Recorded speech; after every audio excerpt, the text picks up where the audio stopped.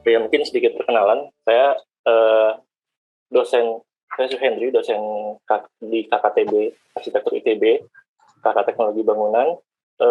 Sekarang sedang mengambil PhD di University of Nottingham, memasuki tahun ketiga sekarang ya. Topik penelitian saya sebenarnya eh, tidak langsung berkaitan dengan urban heat island ya, walaupun mungkin termasuk strategi mitigasi juga, lebih terkait dengan radiative cooling. Mungkin nanti sedikit disebut juga di sini ya, passive cooling gitu. Jadi urban heat island sendiri bukan bidang keahlian saya utama, tapi kita bisa bahas sebagai pengantar ya nanti. Untuk sebagai panduan, saya sebutkan buku sumbernya di sini, buku utamanya, handbooknya.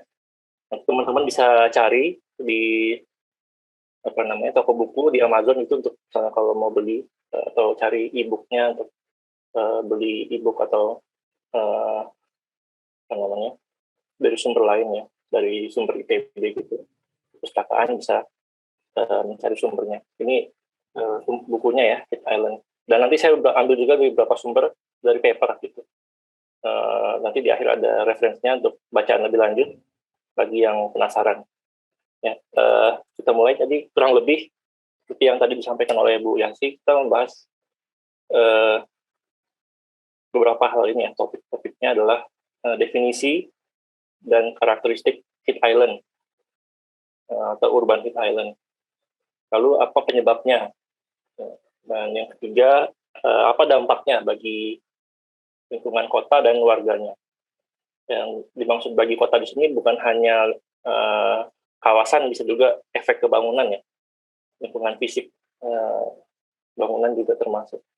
Yang keempat nanti kita akan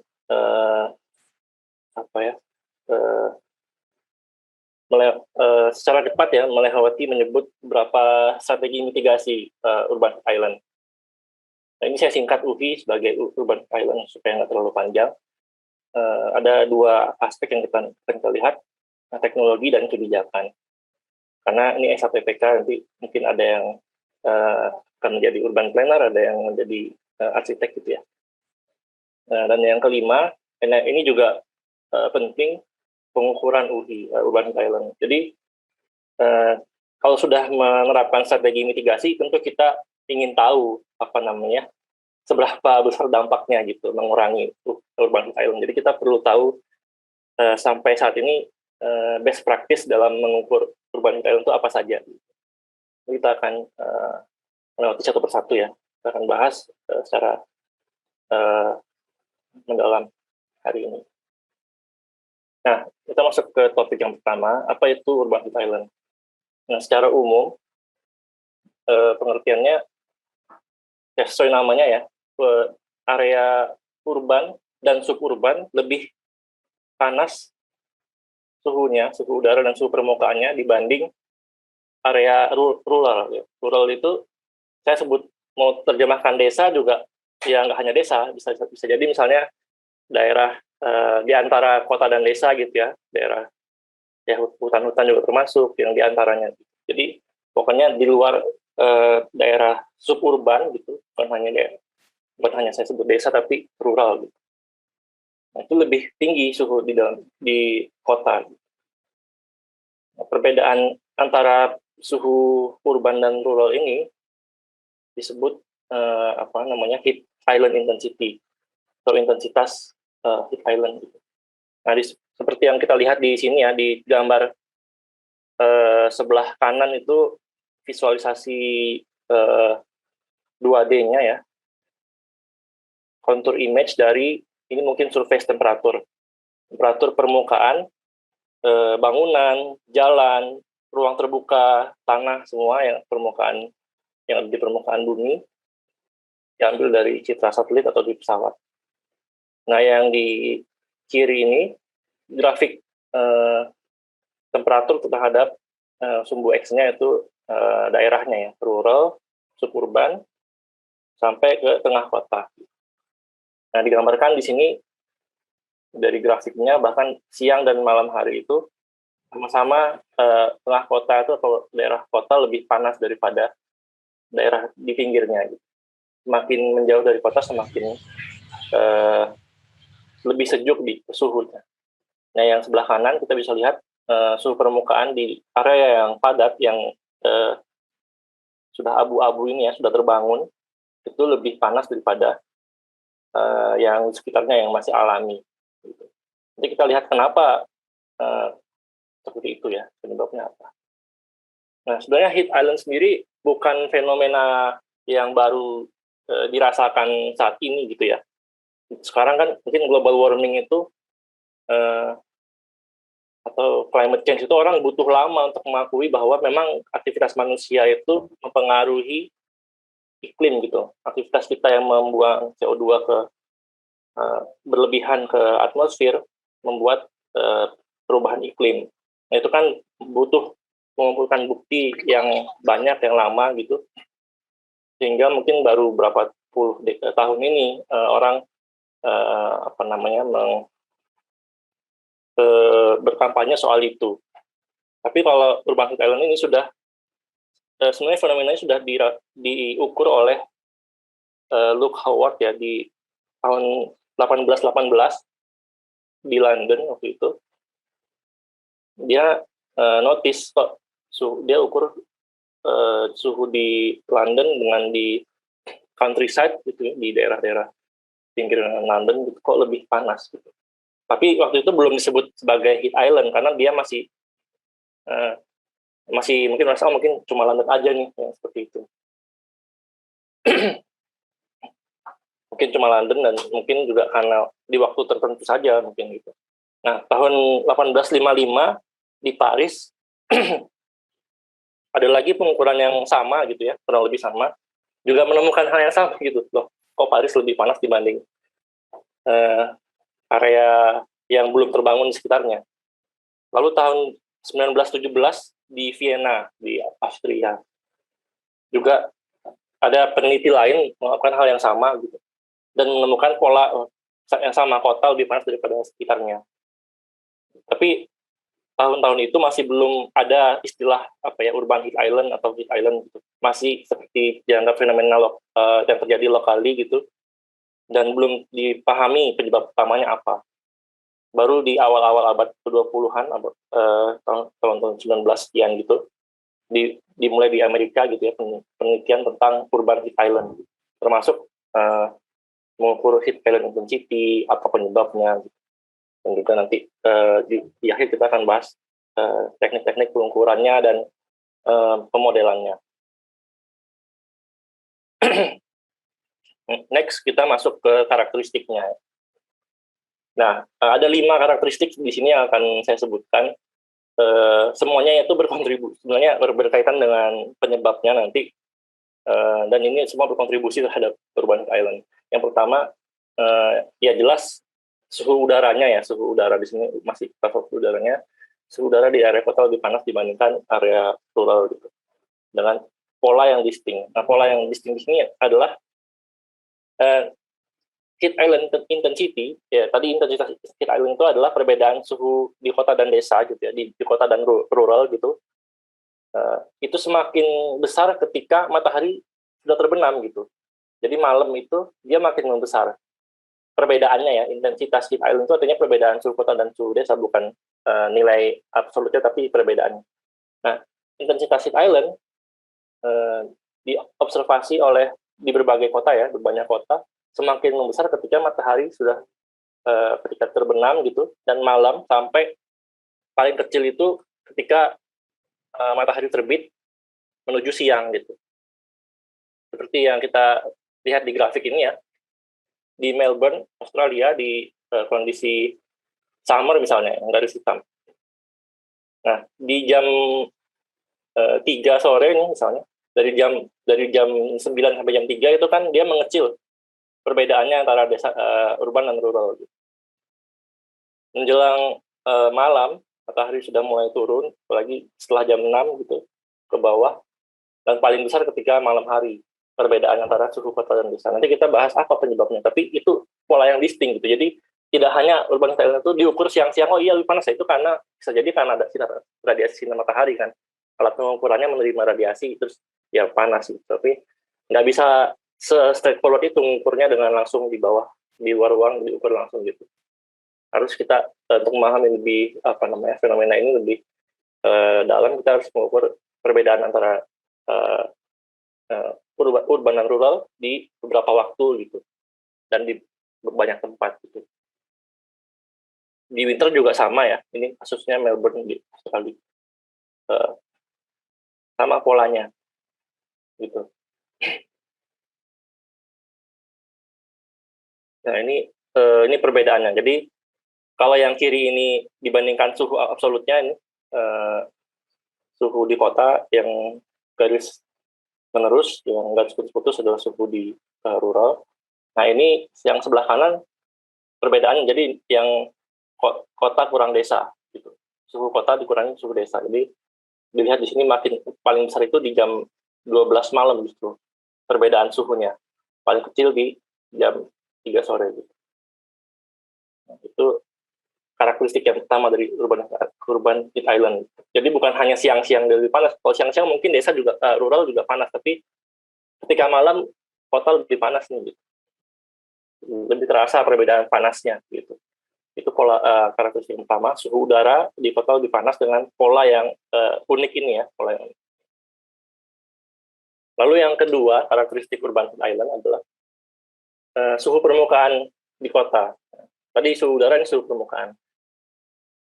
Suhu permukaan bangunan dan permukaan kota, coverage-nya, pavement, jalan, ruang terbukanya, bangunannya gitu, lebih panas daripada di rural. Karena ya kita mungkin bisa analisis karena materialnya jelas berbeda. Jadi itu material yang ada di kota itu mengabsorb solar radiation, radiasi matahari lebih banyak daripada vegetasi gitu.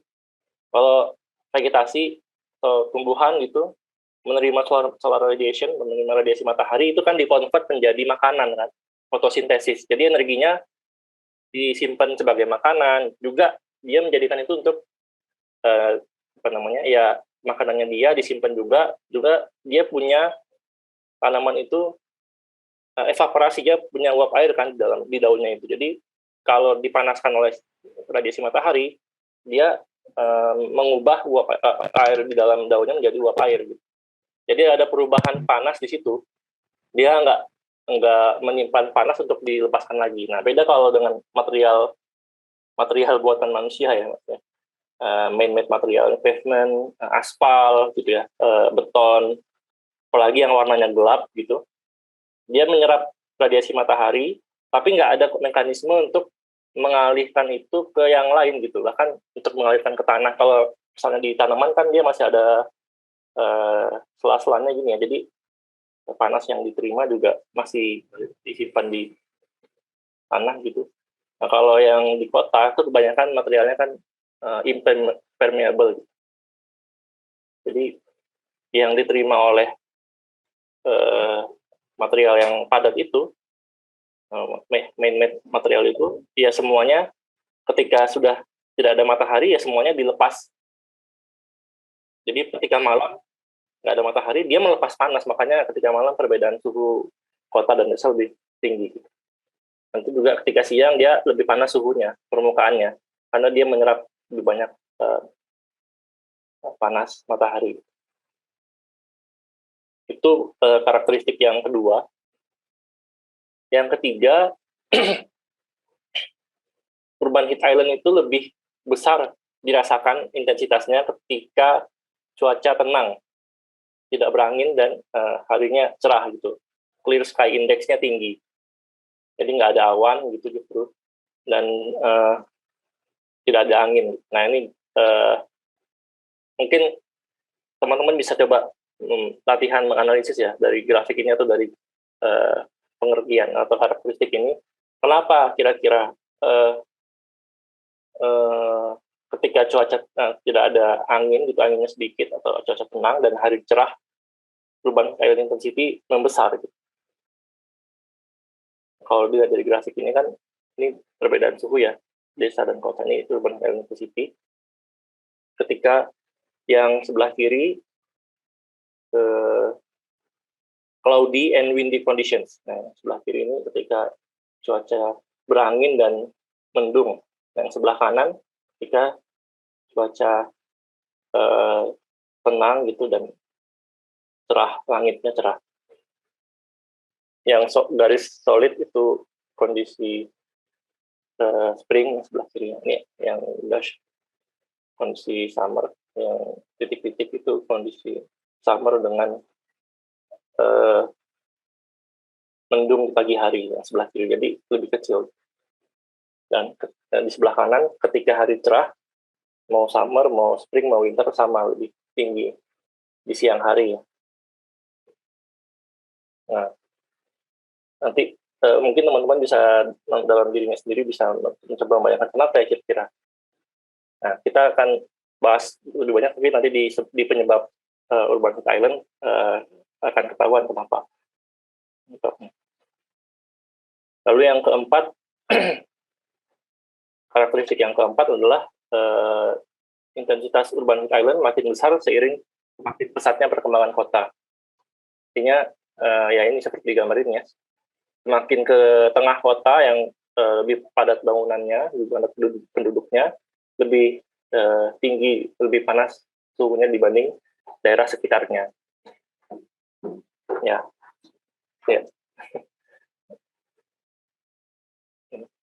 Yang kelima, nah ini kalau 1-4 tadi itu karakteristik yang kita bisa rasakan di canopy layer ya. Jadi dalam studi urban climate itu ada istilahnya urban canopy layer, ada urban boundary layer.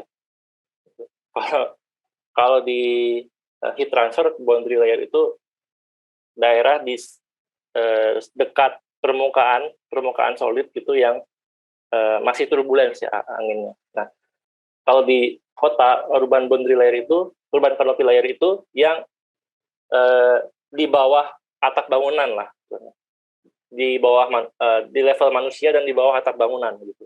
Jadi itu efek yang di situ, perubahan suhu di situ, angin di situ itu terasa oleh manusia. Jadi itu urban canopy layer. Di atasnya ada namanya urban boundary layer.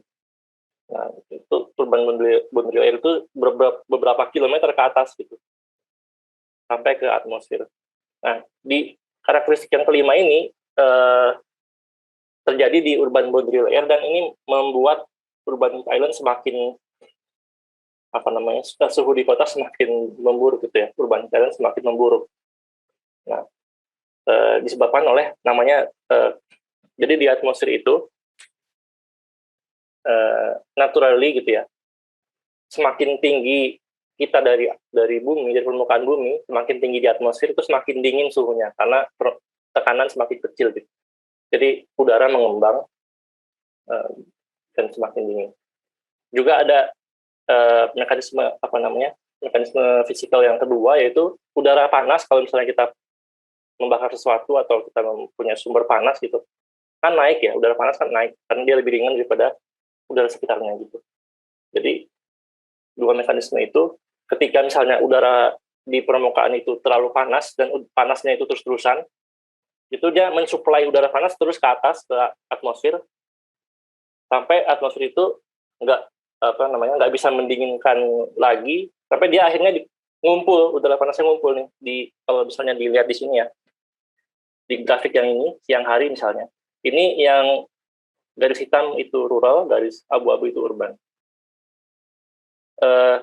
Bisa dilihat di sini misalnya di urban ya, suhu di dekat permukaan panas karena anthropogenic heat, karena ada aktivitas manusia, kan tadi ada permukaan yang lebih panas gitu ya, jadi dia naik karena udara panas kan naik ke atas gitu ya, boy gitu ke atas.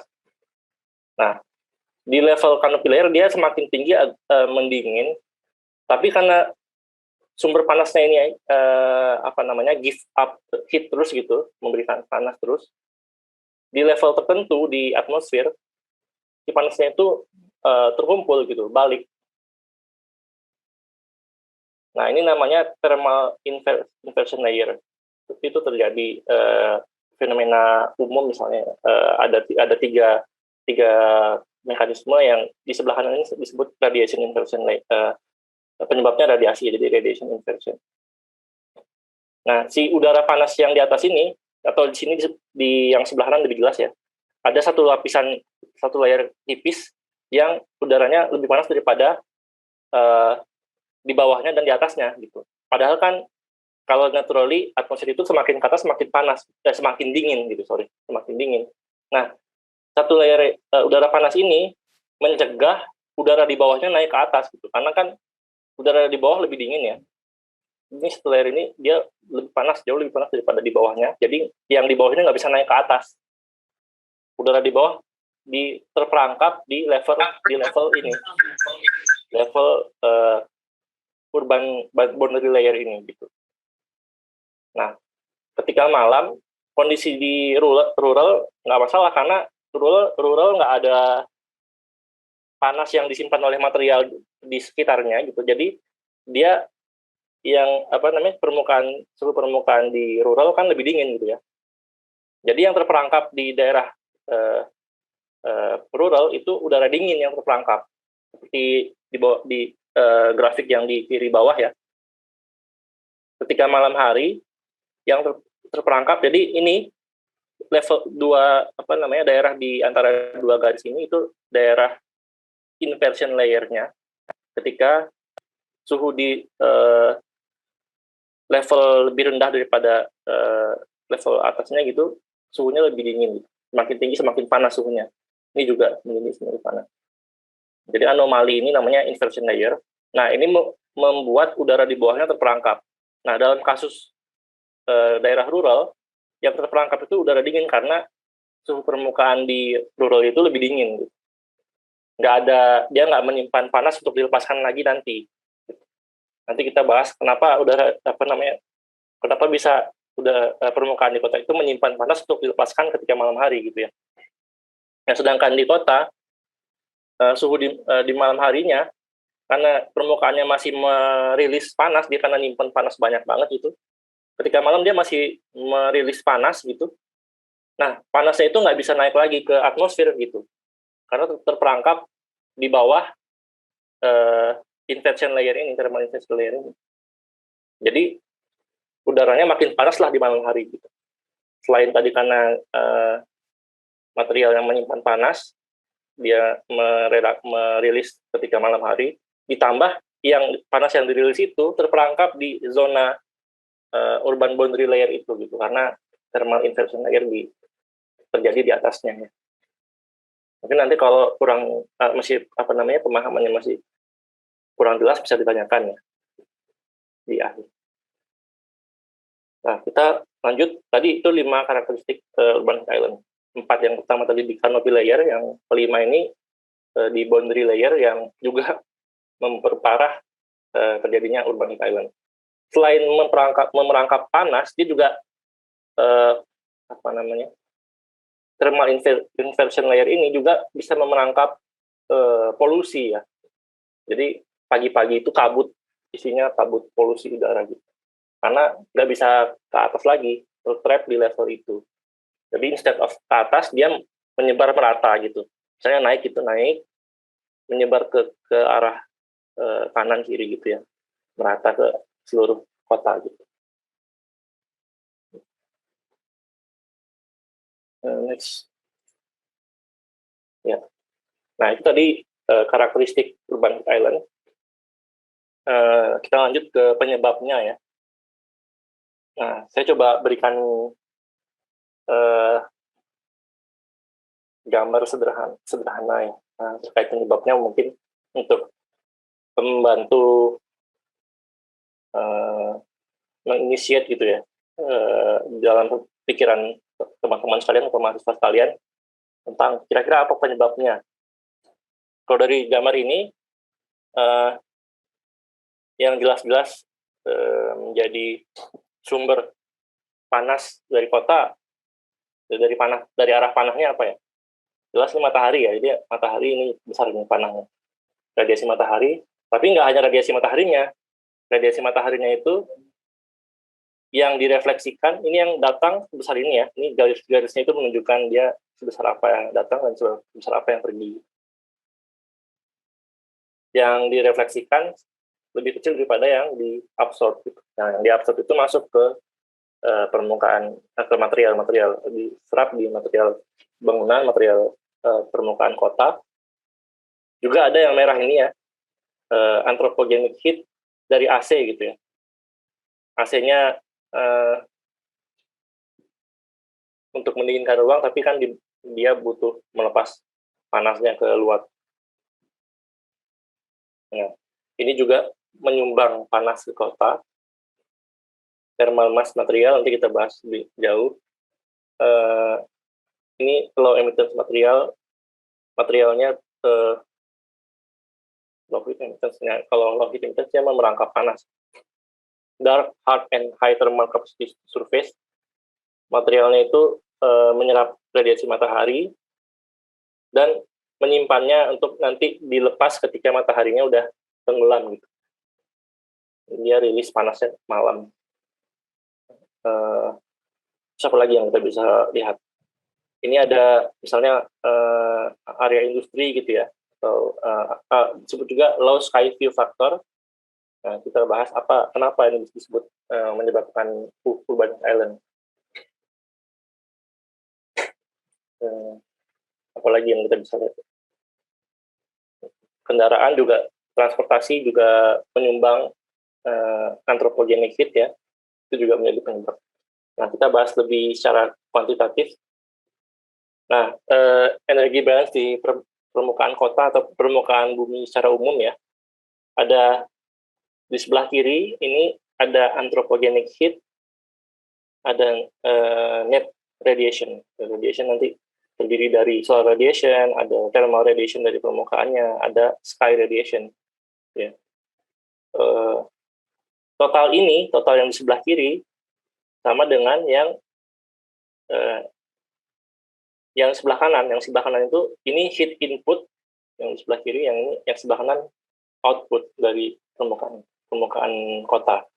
Nah, output itu maksudnya kalau ini evaporasinya besar, dia mendinginkan gitu. Konveksinya besar, dia mendinginkan. Kalau heat storage-nya besar, dia ya setidaknya untuk saat itu tidak membuat lebih panas ya. Jadi disimpan dulu panasnya. Nah, kalau yang di sebelah kiri, kalau anthropogenicnya besar, dia memanaskan kota. Gitu. Kalau net radiation-nya besar, dia memanaskan kota. Jadi gitu membaca gampangnya gitu ya. Yang di sebelah kiri ini kalau dia lebih besar, dia menyumbang urban heat island lebih besar gitu, memperbesar urban heat island. Kalau yang sebelah kanan ini besar, dia membantu mengurangi. Atau kalau ini kecil, yang sebelah kanan ini kecil, dia menyumbang urban heat island. Kecuali yang heat storage nanti kita bahas sedikit ya. Jadi heat generated in the city gitu ya, yang berada di misalnya control volume di kawasan kota itu harus kalau tidak dirilis melalui evaporasi, konveksi, atau disimpan oleh material bangunannya. Atau di sini juga ada sebenarnya di net radiation ini ada dirilis melalui radiasi. Ya. Anthropogenic heat dilambangkan oleh ini ya, di F ini, jadi aktivitas manusia. Net radiation itu ini key star. Evaporation ini latent heat yang key LE, convection KH, heat storage delta KS. Nah, kita bahas satu-satu. Nah, kalau dari ini tadi kan kita bisa lihat ya, kalau gitu untuk penyebab urban island adalah sebelah kanan evaporasinya mengecil dong gitu ya, karena evaporasi mengecil, jadi urban island membesar gitu kan. Kalau sebelah kanan mengecil dia membesar. Kalau yang sebelah kiri membesar dia membesar juga. Nah, penyebab pertama urban island, kelompok pertama adalah evaporasi di perkotaan lebih kecil daripada di rural gitu. Penyebab fisiknya apa? Bentuk fisiknya karena pertama kurangnya vegetasi di perkotaan. Jadi tadi di awal kita sebut bahwa vegetasi itu dia menerima panas, digunakan untuk mengubah atau untuk bernafas, untuk dia juga di daun itu ada airnya ya, ini air, jadi uap air gitu, itu evaporasi. Nah, perubahan dari air ke uap air itu kan membutuhkan panas, tapi nggak mengubah suhunya gitu. Istilahnya phase change ya. Jadi evaporasi itu latent heat, bukan sensible heat. Kalau sensible heat, suhunya juga itu berubah.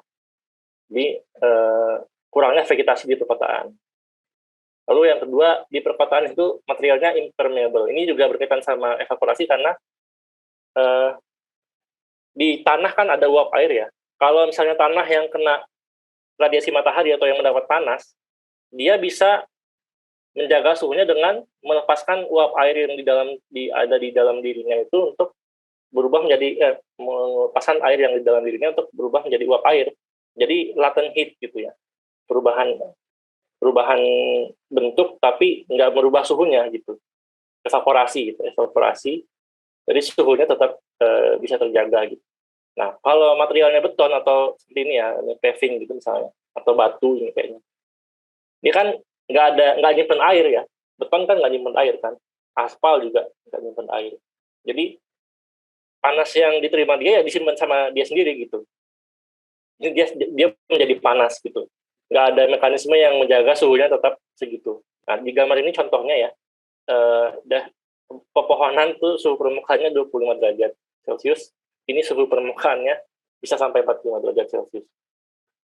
Ini udah 20 derajat, jadi sangat sangat jauh ya. Karena tumbuhan ini ketika menerima panas, dia mengevaporasi, melepas panasnya melalui evaporasi. Nah, ini penyebab kelompok pertama ya, dia evaporasi di perkotaan lebih kecil. Nanti di strategi kita caranya apa? Ya, memperbanyak evaporasi gitu. Dengan berbagai teknik yang nanti disebut. Nah, di grafik yang kanan itu saya pandu untuk melihat data dari 3 kondisi ya. Kota, rural, suburban, dan kota. Nah, di rural itu, lihat sini, net radiation-nya tinggi di siang hari, convection-nya juga tinggi, evaporasinya juga tinggi, tapi di semakin ke arah urban ini evaporasinya yang garis putus-putus ya. Bahkan di urban Meksiko nih, evaporasinya itu energinya hampir mendekati 0 gitu ya. Kecil, sangat kecil. Di suburban aja sudah mengecil dibandingnya ini. Ini ordernya 300, ini di bawahnya lagi ya, 200-an. Nah, di urban Mexico City gitu, evaporasinya hampir tidak ada gitu ya. Karena isinya perkerasan semua. Dia nggak menyimpan uap air di situ, dia nggak menyimpan air di dalam surface itu. Makanya mungkin pernah dengar juga, lebih baik menggunakan misalnya paving untuk parkir itu yang porous ya. Jadi masih ada space untuk air menyerap, masih ada space untuk uap air evaporasi dari bagian situ ya, bolong-bolongnya itu. Itu membantu juga. Tapi nanti efeknya seberapa kita bahas di akhir ya. Jadi di bawah ini bagian evaporasi. Dan penyebabnya apa? Kan evaporasi di kota ini kecil ya. Jadi itu penyebabnya. Lalu penyebab pulsi kelompok kedua, konveksi. Konveksi di kota juga kecil ya, tadi belakangan. Karena geometri bangunan, misalnya ini gambar sky view factor sebenarnya, tapi bisa menggambarkan bahwa ya kalau sesempit ini berharap anginnya sebesar apa gitu. Jadi itu tidak adanya angin yang bergerak di antara ruang-ruang kota itu membuat tidak adanya konveksi. Di sini juga bisa dilihat ya, konveksi itu garis titik-titik itu di rural lebih besar daripada di urban Mexico City. Beda 100 lumayan. 100 watt per meter persegi ya. Dikali luas kotanya saja itu berapa energi? Energi fluxnya. Jadi penyebab konveksi, bentuk fisiknya konveksi ini, konveksi di kota itu rendah disebabkan oleh geometri bangunan ruang-ruang kota gitu. Jadi nanti kita bahas di mitigasi. Lalu apa? Jadi kita untuk meningkatkan konveksi ya dengan mendesain geometri dan ruang-ruang geometri bangunan dan ruang-ruang kota gitu, supaya melewatkan angin. Gitu. Lalu yang ke kelompok berikutnya, net radiation. Nah, tadi net radiation itu terdiri dari solar radiation, sky radiation, thermal radiation dari permukaan bangunan dan permukaan kota. Nah, net radiation-nya membesar karena di sebelah kiri ya. Lebih banyak radiasi yang diserap daripada yang diemisikan oleh udara, permukaan kota, dan bangunan kota. Gitu. Jadi udara juga punya thermal radiation juga, punya emissivity ya. Penyebabnya apa? Net radiation yang besar itu penyebabnya apa?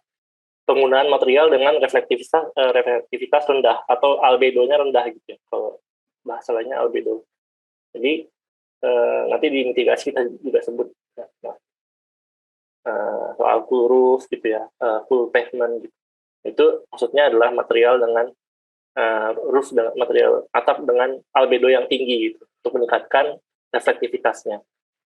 Juga penyebab lainnya adalah polusi udara gitu. Jadi atmosfer itu sebenarnya membiarkan thermal radiation untuk dilepaskan ke langit ya.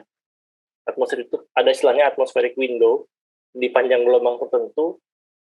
Jadi panas dari bumi boleh lewat, tapi radiasi matahari UV atau apa yang lebih tinggi panjang gelombangnya nggak boleh lewat. Nah, kalau ada polusi itu tertutup, atmospheric window itu tertutup karena partikel udaranya lebih besar ya, CO2 dan segala macam itu. Partikel udaranya lebih besar atau udaranya lembab gitu. Nah, itu tertutup. Jadi radiasi di permukaan di kota tidak bisa melepaskan panasnya ke langit karena tertutup oleh polusi udara. Jadi polusi udara ini menyumbang juga terhadap tingginya net radiation. Nah, yang keenam, geometri ruang kota. Nah, ini kalau yang tadi angin itu karena geometrinya menghalangi angin untuk bergerak bebas gitu. Nah, kalau yang ini geometri ruang kota tuh menghalangi sky view factor ya. Jadi net radiative cooling itu paling efektif ketika sky view factor-nya tuh tinggi gitu. 0,9 misalnya. Jadi nggak ada halangan, nggak ada tembok, nggak ada bangunan yang menghalangi permukaan aspal atau permukaan taman-taman gitu, kekerasan yang ingin melepaskan panasnya ke langit. Nah, begitu ada tembok, ada bangunan, nah dia merilis panasnya ke bangunan itu. Nah, radiasi kan tergantung perbedaan suhu. Kalau suhunya sama-sama tinggi ya malah dia nggak mendinginkan permukaan jalan, permukaan taman gitu ya. Nah, jadi geometri ruang-ruang kota itu merangkap panas, menangkap radiasi dari permukaannya ya. Karena sky view faktornya rendah gitu. Nah, ini nanti bisa juga dijadikan kebijakan, misalnya urban design guideline yang mensyaratkan bentuk bangunan seperti apa gitu, atau desain arsitek yang mendesain bangunan di daerah padat penduduk itu membuat seperti apa supaya bangunannya itu membuat ruang-ruang luar yang memungkinkan sky view factor yang tinggi gitu. Contoh gambar sky view factor ini ya, biasanya kita ngambil fotonya begini. Yang A itu lebih besar sky vectornya daripada yang B dan C. Ya. Itu kelompok ketiga ya, net radiation-nya membesar. Kelompok yang keempat, heat storage. Nah, material yang digunakan di permukaan kota mempunyai kapasitas thermal yang besar. Jadi thermal mass lah istilahnya, mungkin yang arsitek sering dengar ya thermal mass. Jadi material yang digunakan itu heavy material, thermal mass. Sehingga panas yang diterima di siang hari itu disimpan. Nah, mungkin siang hari pakai thermal mass itu membuat suhu ketika peak ya. Ketika peak itu nggak sepanas tanpa thermal mass. Misalnya bangunannya pakai bangunan beda yang pakai seng gitu ya. Ya kalau di luar panas dia di dalam ikut sepanas itu juga gitu. Tapi kalau pakai thermal mass mungkin ada reduksi sedikit. Tapi ketika malam karena dia nyimpan panas ya dia butuh merilis panasnya gitu. Kalau rumah mertua saya di Jakarta gitu ya. Ada tembok yang menghadap barat pakai bata gitu. Nah itu setelah matahari terbenam, malam-malam itu panas banget gitu, si batanya itu kalau dipegang juga terasa panas. Ini bisa dilihat di sini. Jadi ada istilahnya time lag ya.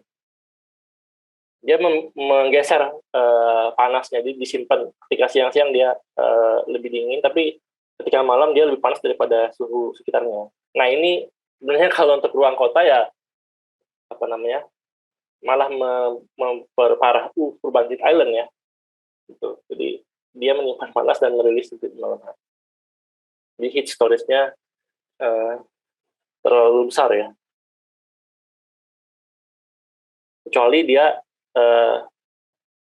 membolehkan tadi ya permeable surface itu membolehkan uap air untuk keluar dari tanah misalnya atau dipasang vegetasi gitu.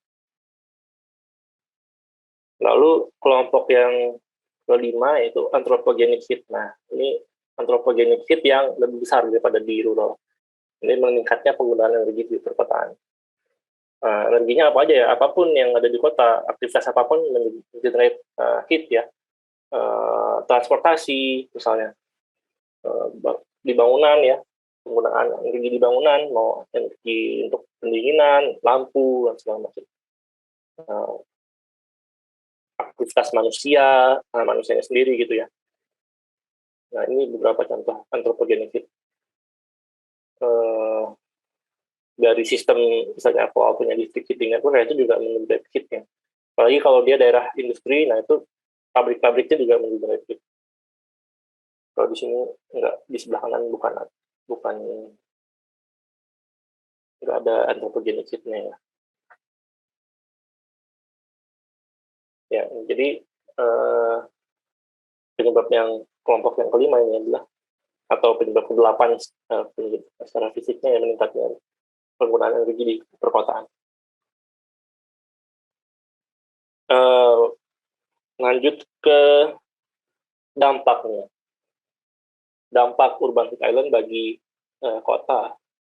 Nah ini saya kelompokkan menjadi 4 ya. Dan sebenarnya ini tuh topik riset yang masih bisa dieksplor ya, karena untuk kesehatan terutama itu masih tidak kita belum memahami secara detail gitu apa saja yang kesehatan apa saja yang terdampak oleh urban heat island gitu. Mungkin ini semua disebutkan setelah riset panjang misalnya menyebabkan dehidrasi, heat stress gitu itu karena datanya banyak dan itu menunjukkan converge ke salah satu penyebab yaitu urban heat island. Tapi kalau yang lain bisa jadi kan faktornya ternyata bukan itu gitu. Jadi ini dampak UV ini juga bisa jadi topik riset yang jangka panjang gitu ya. Nah pertama dari aspek energi, jelas kalau kota semakin panas penggunaan energi AC menjadi meningkat gitu ya. Nah ini dilema juga, AC juga menyumbang memperparah UV gitu ya. Tapi dengan adanya UV orang butuh pakai AC gitu. Nah makanya di sini passive design itu berperan ya, passive design pada bangunannya. Jadi kalau bisa dengan kondisi UV tetap dengan passive design lebih sejuk atau secara thermal comfort nyaman itu bisa baik sekali gitu. Tapi kondisinya orang masih secara umum pakai AC, kalau panas ya saya nyalain AC, padahal dia nyalain AC itu menyumbang lagi panas di kota gitu. Jadi kayak lingkaran setan gitu ya. Kecuali ya mungkin kita bisa bilang AC saya efisien energinya, tapi tetap aja kan dia melepaskan panas gitu, menyumbang juga pada urban heat island. Jadi mungkin ini bisa masuk ke bagian topik riset dari passive design ya, bisa passive design di bangunan gitu. Lalu yang kedua dalam aspek kesehatan, ini yang sudah disebut oleh para peneliti gitu, dehidrasi, terutama ini dirasakan di negara empat musim ya. Ketika summer itu panasnya mereka unbearable gitu, bisa 40 derajat gitu ya di Eropa daratan. Menyebabkan heat stress sampai juga ada yang meninggal ya, mortality. Mungkin di daerah tropis kita jarang dengar ya meninggal karena heat wave, karena jarang terjadi heat wave ya. Sepanjang tahun panasnya segitu-segitu aja. Jadi bayangkan kita tinggal di negara 4 musim gitu. Kayak di sini misalnya di Inggris itu orang rumah itu nggak ada yang pakai AC gitu. Karena sepanjang tahun kebanyakan dingin. Nah, tapi kadang-kadang pas summer itu panas banget. Bagi saya aja yang orang Indonesia tuh panas banget gitu. Nah itu kita nggak ada AC di rumah, dan pakai kipas juga nggak cukup kadang-kadang ya itu. Kalau keluar juga makin panas, ada radiasi matahari juga. Jadi ada gitu yang meninggal karena heat wave di negara 4 musim terutama, karena perbedaan suhunya itu ekstrim. Lalu efek ke physical and mental being gitu ya. Berefek juga ke mental katanya. Jadi ini juga perlu lebih lanjut diteliti apa saja misalnya kesehatan mental yang terpengaruh oleh perubahan island gitu. Karena ini kan masih secara umum disebut ya. Dan indikasi masih kayak indikasi kayaknya kenapa banyak orang kota yang misalnya stres, pekerjaan atau apa, mungkin juga karena ujinya itu bisa jadi topik riset lebih jauh gitu. Karena juga ada yang bilang riset yang menunjukkan bahwa mempengaruhi kemampuan kognitif dan fisikal gitu ya. Jadi mungkin kerja nggak fokus, mungkin juga mahasiswa nih kalau panas kan di kota atau yang kampusnya di tengah kota yang panas itu susah fokus gitu ya. Susah berpikir jernih karena udaranya panas gitu. Atau yang atlet mungkin yang susah, atau yang beraktivitas atau bekerja fisik gitu ya, panas jadi produktivitasnya menurun gitu ya. Nah ini beberapa kaitannya dampak yang berkaitan dengan kesehatan. Lalu juga lingkungan terdampak juga ya, polusi meningkat.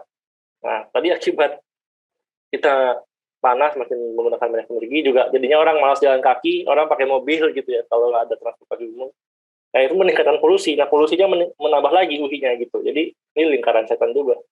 Makanya nanti di salah satu strategi mitigasi itu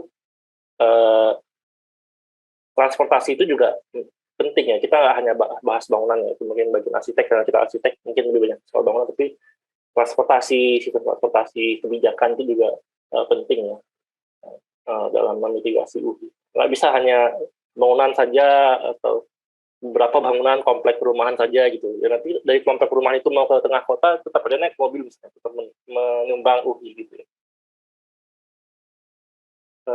Kualitas air menurun. Ini hujan yang turun itu suhunya lebih panas. Dalam salah satu riset ya menunjukkan bahwa suhu air hujannya lebih panas, dan itu buruk bagi kualitas air dan kualitas kehidupan airnya gitu, biota di danau, di sungai gitu, karena suhunya lebih panas. Lalu keempat, tidak nyamanan termal ini jelas ya, karena panas tadi. Nah ini juga topik studi juga. Nah yang lagi high demand ya tadi ya, research on heat wave resilience. Saya ingat salah satu teman yang mau PhD itu dia nyari supervisor gitu ya. Supervisornya itu di Australia. Topiknya tentang ini heat stress dan mortality karena heat wave gitu. Karena meresahkan juga bagi orang di negara-negara 4 musim ya. Karena heat wave kan kalau semakin panas udahlah urban island ditambah climate change gitu. Itu dampaknya panasnya bisa bertambah-tambah gitu. Dan itu mereka sudah unbearable gitu. Karena bisa menyebabkan kematian. Misalnya bisa membahas mekanismenya atau cara mengatasinya atau meningkatkan resilience dari manusianya gitu, itu bisa. Atau dari pakaian misalnya, macam-macam. Jadi ini lagi topik yang kemungkinan kalau nulis proposal ke luar kerjasama dengan luar negeri mungkin bisa kemungkinan dapatnya besar gitu ya. Heat wave resilience. Nah, kita masuk ke strateginya. Tadi penyebabnya udah, dan dampaknya sudah. Apa cara mengatasinya? Saya bagi ke dalam kebijakan dan teknologi. Dari segi kebijakan, ada 4 stakeholder yang kita perlu sadar bahwa mereka itu berperan penting bagi mitigasi urban heat island. Pertama, pemerintah jelas ya, level nasional dan kota, yaitu jelas karena mereka yang mengatur regulasinya. Yang kedua, tenaga ahli perkotaan, arsitek, perencana, misalnya kesehatan masyarakat gitu ya, ahli kesehatan masyarakat, atau epidemiolog juga bisa ya, epidemiolog atau lain-lainnya yang berhubungan dengan masyarakat kota atau ruang fisik kota. Apa namanya? Climate scientist juga bisa membantu ya untuk menganalisis iklim. Lalu yang ketiga, ya warga kotanya juga ya. Warga kota jelas ya. Kita nggak bisa hanya berharap dengan ada kebijakan, dengan arsitek desain, terus kita seenaknya saja mengenerate anthropogenic heat gitu ya, nggak bisa. Tapi warga kota juga harus sadar bahwa, dan mungkin ini pentingnya edukasi ke warga kota ya, bahwa kegiatan mereka itu bisa jadi menyumbang urban heat island juga, atau kita juga bisa mengedukasi bagaimana mereka terhindar dari urban heat island effect gitu ya, supaya nggak sakit, supaya tetap terjaga produktivitasnya gitu ya, atau kenyamanan thermalnya. Lalu yang terakhir private sector. Nah ini private sector karena sebagian besar bangunan yang gede-gede itu kan punya private ya, bangunan yang besar, karena itu harus sadar juga ya, kadang peraturan aja nggak cukup, dan kalau dari sisi private-nya nggak ada willingness ke sana ya susah ya. Nah, saya bahasnya kebijakan aja ya. Jadi apa namanya? Kalau yang tenaga ahli perkotaan tadi di atas sudah, nanti di teknologi juga akan dibahas juga. Pemerintah yang nanti akan kita bahas sebentar lagi.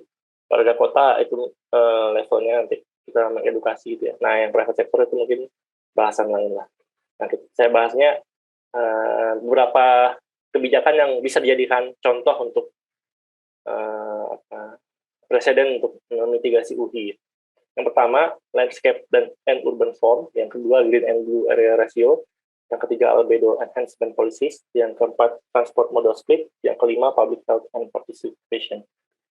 Yang landscape and urban form, contoh-contoh kebijakannya misalnya, menggunakan urban design guidelines, atau peraturan tata guna lahan, atau instrumen spatial planning yang lainnya untuk menjaga keseimbangan antara lingkungan terbangun dengan ruang terbuka gitu. Jadi jangan asal bangun, jangan semua dikasih IMB gitu. Dilihat dulu, ini tata guna lahannya untuk apa gitu. Tata guna lahannya jangan hanya jadi dokumen perencanaan, harus diterapkan. Urban design guidelines juga dilihat seberapa maksimal nih tinggi bangunannya, volume bangunannya, dan berapa harus ruang terbukanya berapa persen, yang ada hijaunya berapa persen gitu. Ini juga ada soal lebar jalan dan misalnya peraturan soal harus menggunakan permukaan permeable di misalnya area parkiran atau di ruang tamannya di sekitar lahan itu misalnya. Nah, itu kan levelnya kebijakan gitu. Lalu yang juga misalnya UDGL, Urban Design Guidelines, juga bisa membantu untuk bentuk bangunan tadi ya. Nah, contoh penerapannya nih ya, yang ketiga, peraturan bangunan gedung hijau misalnya. Mungkin minggu lalu ngebahas ini, atau minggu-minggu berikutnya akan bahas soal ini. Mulai dari tahap desain gitu. Jadi jangan hanya yang di ACC yang bangunan yang existing, tapi setiap desain yang baru mau dibangun harus green dulu nih gitu. Nah, contohnya nih waktu London Olympic ya, London Olympic Village itu dibangun, sebelum dibangun dia diakses dulu, diakses sustainability-nya.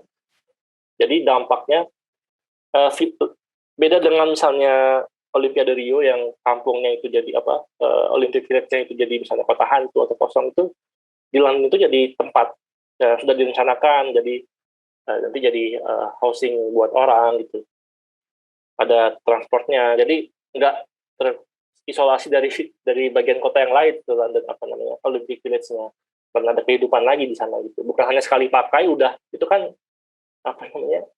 membuang-buang energi, membuang-buang gitu ya. Jadi dipikirkan peraturan yang bangunan gedung hijau untuk mulai dari tahap desain. Jadi sebelum, atau mungkin di Jakarta ada ABG gitu ya, pas mengajukan izin ya diakses dulu OTTV-nya atau AC-nya gitu. Itu contoh di peraturan-peraturan yang terkait landscape dan urban form. Lalu ada peraturan soal green and blue area ratio misalnya.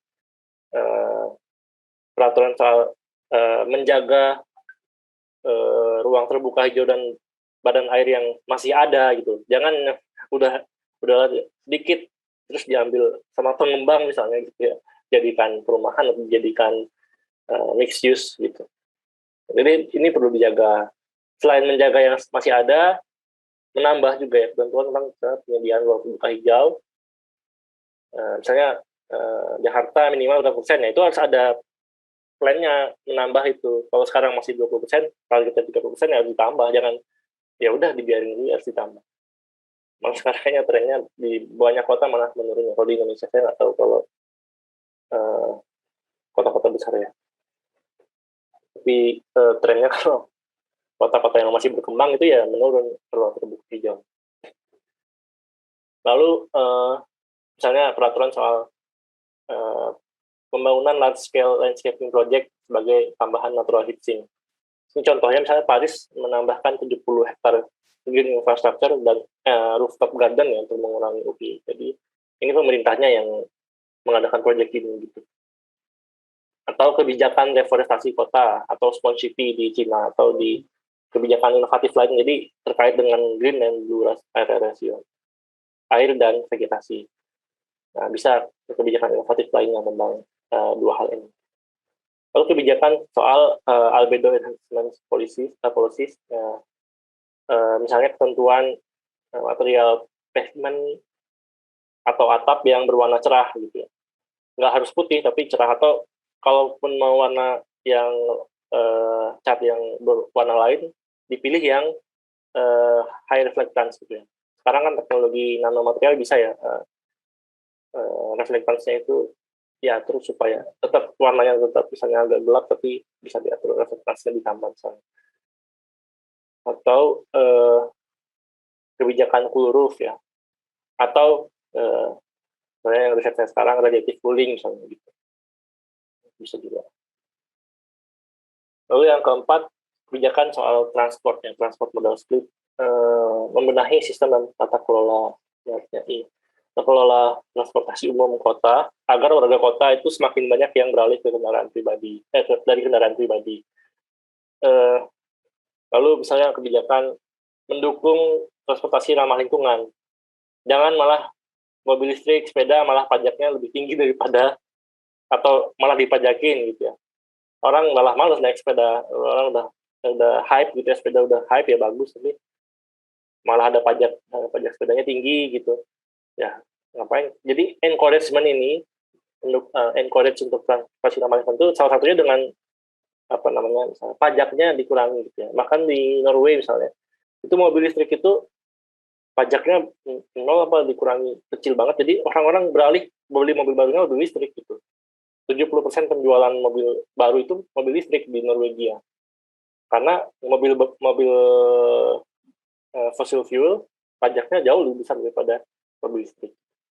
Nah itu kan kebijakan ya levelnya, bukan level perorangan. Atau kebijakan transit oriented development ya, pengembangan transit oriented development. Nah, itu contoh-contoh kebijakan. Lalu kebijakan di bidang public health and participation. Nah, pengambil kebijakan harus menyadari bahwa ini tidak hanya melulu soal parameter cuaca, parameter iklim gitu ya, yang bisa diukur objektif secara objektif gitu, misalnya temperatur, radiasi misalnya, tapi juga ada well-being gitu ya, masyarakat kotanya juga terdampak. Dan kalau masyarakatnya nggak sehat gara-gara perubahan Thailand, ya produktivitasnya menurun, lama-lama juga ekonominya juga menurun. Ya. Kalau mikirnya misalnya ke ujungnya ekonomi misalnya gitu, ya ekonominya kota juga menurun. Karena orangnya pada sakit, orangnya pada produktivitasnya rendah gitu. Suasana kotanya juga nggak vibrant gitu ya, orang malas keluar karena panas gitu. Jadi tidak ada taman misalnya, kan orang ya gimana, masa harus ke mall terus itu. Mall kan mahal, misalnya kalau ada taman kan itu wisata murah gitu. Itu juga perlu diperhatikan. Selain itu juga perlu health healthcare policy ya, mungkin bisa di level nasional atau level kota. Level nasional mungkin kalau healthcare, misalnya BPJS itu mulai melihat kalau misalnya memang ada tren, ada penyakit tertentu, tren yang lebih tinggi karena urban heat island misalnya gitu. Nah itu kita cover lebih gitu, gimana misalnya atau kita perhatikan lebih, kita data, kita obat mitigasi gitu. Dan kebijakan riset di bidang heat wave resilience. So, lalu strategi mitigasi di dalam bidang teknologi. Nah ini ranahnya arsitek mungkin ya, ranah kita. Vegetasi, geometri kota, badan air. Ini kelompok strateginya. Di bawah ini banyak kan, dalam kelompok 1 itu banyak, kelompok 2 itu banyak. Vegetasi misalnya menanam greeneries, green roof, vertical garden, green wall atau green facade, green pavement, taman dan ruang terbuka hijau di berbagai skala ya. Bukan hanya skala kota juga. Misalnya kita punya lahan, sebisa mungkin bisa dengan taman, ada ruang terbuka hijaunya atau ada greenery-nya gitu. Green corridors di transport corridor, misalnya jalur busway, misalnya kita main tanaman-tanamannya lah gitu, yang nggak terlalu panas.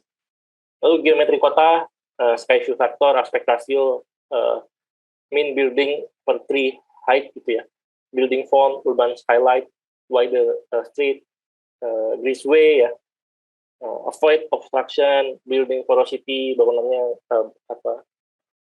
poros gitu ya, jadi memungkinkan angin bergerak, street access orientation, well ventilated sidewalks, open space at road junctions, guide wind flows with urban elements, passive cooling systems.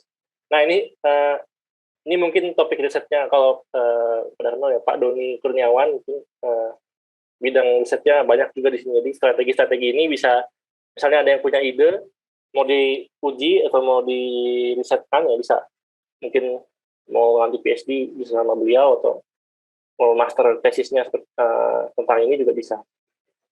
Lalu surface coverage, urban density, building surface fraction, green plot ratio, topografi. Kalau kotanya topografinya naik turun itu mungkin bisa dimanfaatkan untuk mengalirkan angin juga gitu ya. Badan air, cool sinks, blue and green spaces, wetlands, water catchment areas, kolam, air mancur, evaporative cooling gitu ya. Bisa kayak di Tokyo itu ada di koridornya suka ada kipas sama penyemprot kayak water spray gitu ya, supaya kalau panas water spray-nya nyala, dikipasin gitu, supaya ada evaporative cooling. Atau fountains di kota-kota di negara-negara maju kan suka ada di city center-nya itu suka ada fountain-nya gitu, suka ada air mancurnya, ada kolamnya. Orang-orang bisa ngumpul di situ, anak-anak bisa main itu. Atau kayak di Bandung tuh di balai kota ya suka ada mainan air anak-anak, itu bisa membantu juga. Nah, material permukaan, open spaces, cool pavement, permeable surfaces, photocatalytic cool pavement. Nanti ini saya berikan dokumen atau link detailnya ya. Ini semua ada banyak banget strategi. Nanti saya kasih link PDF-nya atau sumbernya. Lalu buildings ya, full roof, full facade, PCM, phase change materials, desiccant materials, water cooling facade system, dynamic facade, active facade, dynamic facade. Itu juga membantu mengurangi penggunaan energi di bangunannya. Shading, nanti kita bahas di sesi kedua. Building geometry, orientation, shading on buildings, shelter design. Kalau yang shading di building ya, orientasi, shading device-nya, shading untuk shelter, permanent shading devices, movable shading devices, smart shading devices, shaded pedestrian spaces, shaded bicycle lanes. Lalu yang keenam, transport, traffic reduction, misalnya eh, strategi vehicle population yang seperti in-one atau semacamnya gitu. Public transport, efisien public transport misalnya. Kalau di sini misalnya busnya itu pakai bahan bakar gas ya, lebih lebih efisien. Atau busnya ada yang berapa elektrik gitu. Nah, itu disupport oleh pemerintah. Active mobility, fuel consumption, mengurangi fuel consumption ya, electric vehicle, public transport, sepeda, heat flux reduction, material jalan, material dan warna mobil. Nah, ini ada yang menarik juga ya, bisa jadi riset juga ini. Relative cooling material, saya pernah review satu paper ya, atau baca satu paper yang riset tentang menggunakan radiative cooling material untuk atap mobil gitu. Jadi mobilnya nggak terlalu panas kalau ketika ditinggal di bawah sinar matahari sekalipun gitu. Kan itu kan kita nyalain, kalau mobil di parkir kan panas, kita masuk kita nyalain AC langsung gitu ya. Nah itu kan menggunakan energi besar gitu ya. Itu dia mengusulkan menggunakan radiative cooling material untuk di atapnya supaya dalamnya mobil itu nggak terlalu panas. Nah ini juga bisa jadi topik yang menarik ya, tapi bukan, saya nggak meneliti soal mobil, tapi soal bangunan. Kalau ada yang mau boleh juga kerja sama orang mesin misalnya. Lalu energi, ya passive design, mengurangi konsumsi energi, passive design strategis, sustainable development, building systems, active strategies, heat waste recovery.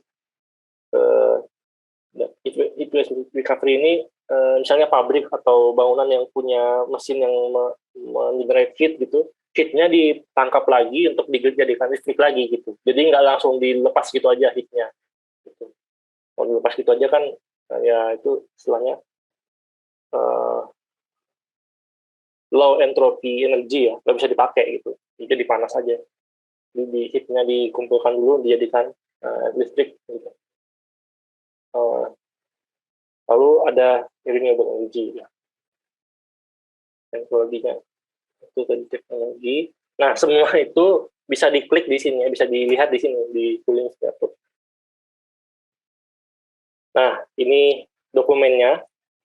Ini tuh kumpulan dari riset-riset yang terkait dengan strategi memitigasi urban heat island, dikumpulkan oleh researcher untuk strategi untuk mendinginkan Singapura. Di Singapura sudah punya dokumen ini untuk membantu mengambil kebijakan, membantu desain juga. Ada banyak ya strateginya. Tadi yang saya sebutkan itu sebagian saja, tapi kelompoknya saya juga ambil dari sini. Vegetasi, urban geometry, water bodies and features, material and surfaces, shading, transport, energy. Nah, saya pintar saja ya. Misalnya vegetasi disebutkan apa saja strateginya, green roof, vertical greeneries itu, dan dia kasih ilustrasi juga. Dan mungkin arsitek suka ya karena ada gambar-gambar ilustrasinya, bisa menjadi inspirasi desain juga. Green roof, vertical greenery, dan bagusnya lagi ini dokumen ini memberikan insight terkait di tropical climate, karena kan Singapura mirip sama Indonesia ya, pemiliknya sama, lokasinya di zona itu juga. Nah, untuk tropical climate, apa kelebihan atau kekurangan strategi ini misalnya gitu? Apa keuntungannya dengan tropical climate terhadap strategi ini? Jadi sangat cocok mungkin untuk arsitek Indonesia. Nanti saya kasih dokumennya kali ya di chat ya. Lalu ya seterusnya ini di setiap strategi itu di breakdown efek terhadap UV-nya, terhadap iklim tropis dan urban planning, state of the art. Ini ada referensinya juga kalau mau tahu lebih detail. Ini urban geometry misalnya. Nah, ini ilustrasi-ilustrasi untuk sky view factor gimana ya cara meningkatkannya. Aspek rasio gimana ya supaya membantu UV misalnya.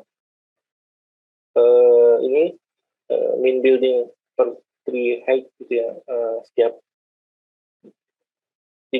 berapa tinggi bangunan ada tinggi tanaman berapa, tinggi pohon berapa gitu.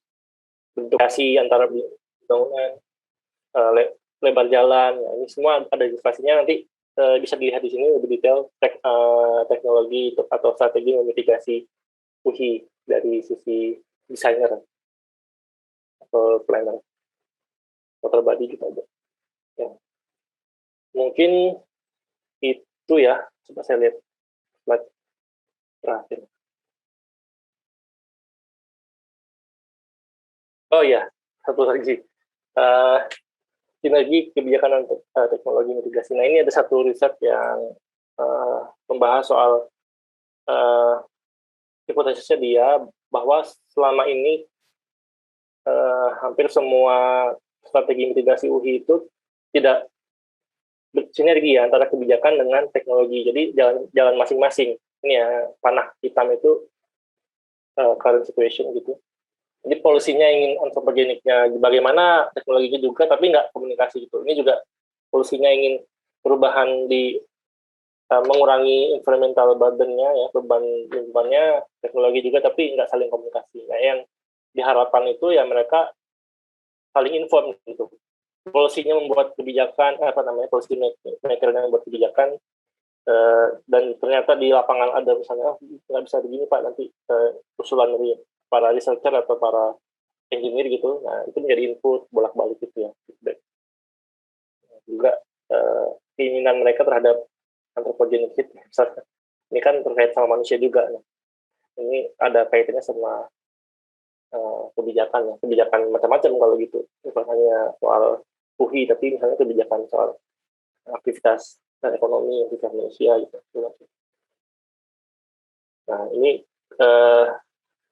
frameworknya dari peneliti tersebut ya, yang mengatakan bahwa saat ini masih policy dan teknologi itu masih tidak berjalan sinergi gitu. Nah usulannya ya dia setidaknya ke depan arah risetnya mungkin bagaimana caranya supaya ini bisa bersinergi gitu, sehingga mitigasi UHI bisa lebih optimal. Itu mungkin masih ada lagi pengukurannya sebelum berikutnya. Nah, tadi ada mitigasinya. Setelah kita terapkan, bagaimana kita tahu bahwa strategi kita berhasil gitu? Itu penting dalam hal riset ya, atau dalam kebijakan juga. Apa yang kalau kita melakukan sesuatu tapi kita nggak tahu berhasil atau enggak, atau kita ngawang-ngawang nih, kayak sukses kayaknya enggak. Ada beberapa hal ya, beberapa cara untuk mengukur. Nah, saya bagi dua di sini, ada pengukuran, ada pemodelan. Metode pengukurannya ada 5 yang saat ini biasa dipakai untuk meneliti UHI ya. Fixed stations, yaitu mengukur parameter cuaca statik gitu ya, di beberapa tempat, dan rural dan kota. Jadi di kotanya bisa 1 atau 2 titik, atau beberapa titik itu, di ruralnya juga beberapa titik. Nah, yang penting di sini adalah lokasi yang dipilih dan juga ketinggian pengukurannya harus representatif. Karena banyak juga yang mengambil data misalnya dari airport ya, airport untuk menggambarkan kondisi rural, padahal dia airportnya itu nggak terlalu rural, dan juga tinggi pengukuran cuaca di airport itu bukan di level manusia misalnya. Mungkin dipakai menara atau apa gitu ya. Jadi harus representatif lokasi dan ketinggian pengukurannya. Jadi jangan ambil data di rooftop gitu ya. Ya, kalau bisa di level manusia.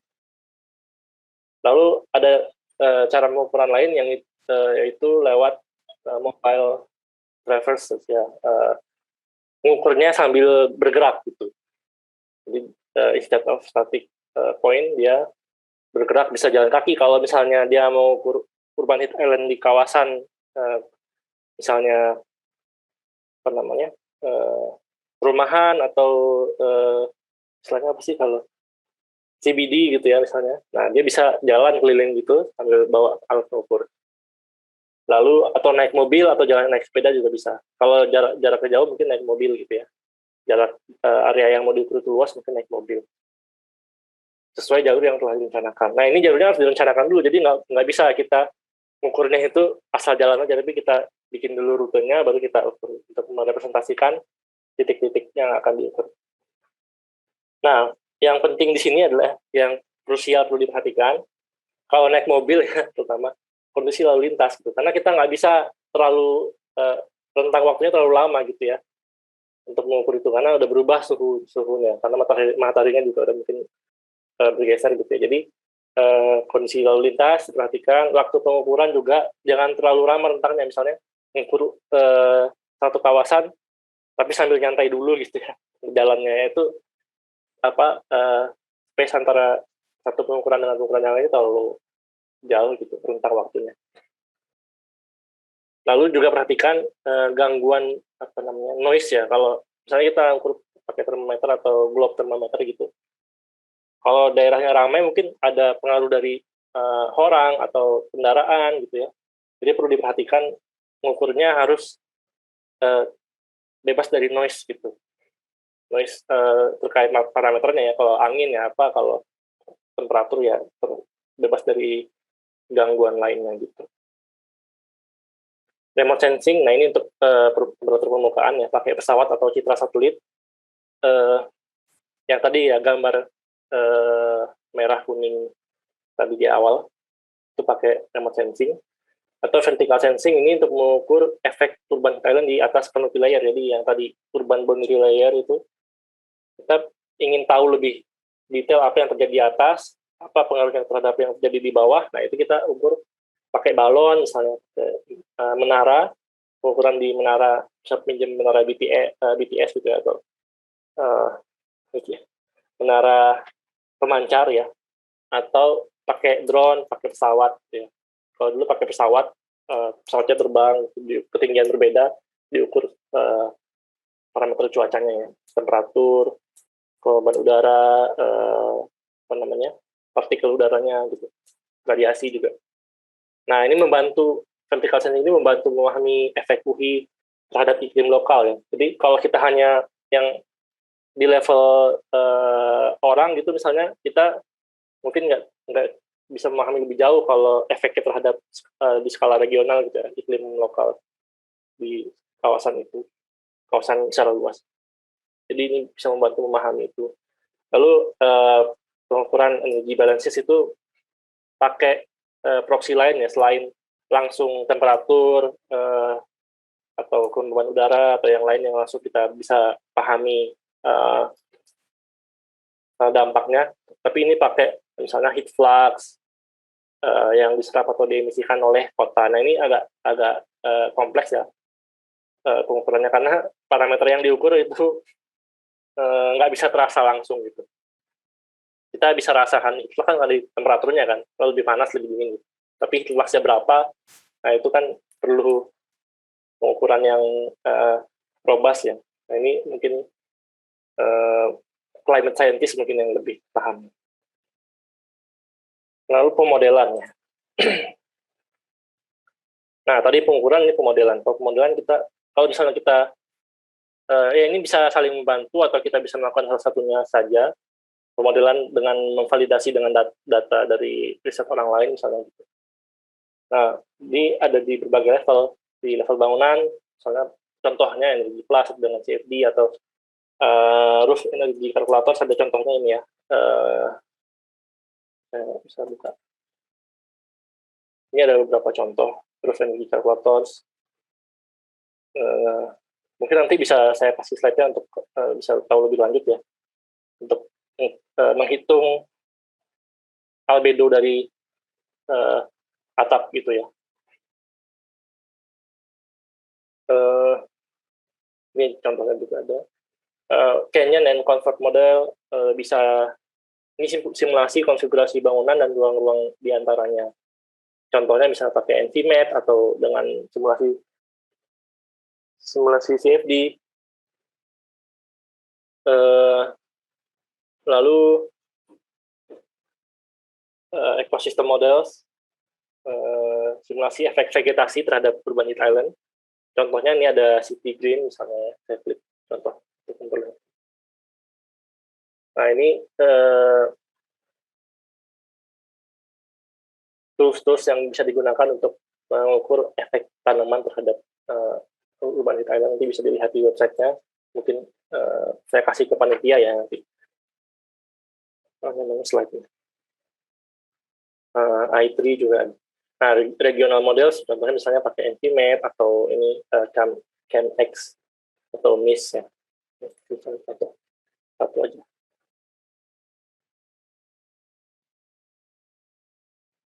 Nah, ini multi-scale photocam. Jadi yang tadi regional models itu bukan hanya memahami tadi parameter-parameter cuacanya, tapi juga penyebab lainnya ya yang berdampak pada cuacanya atau iklimnya, photochemical, gas, pollution gitu.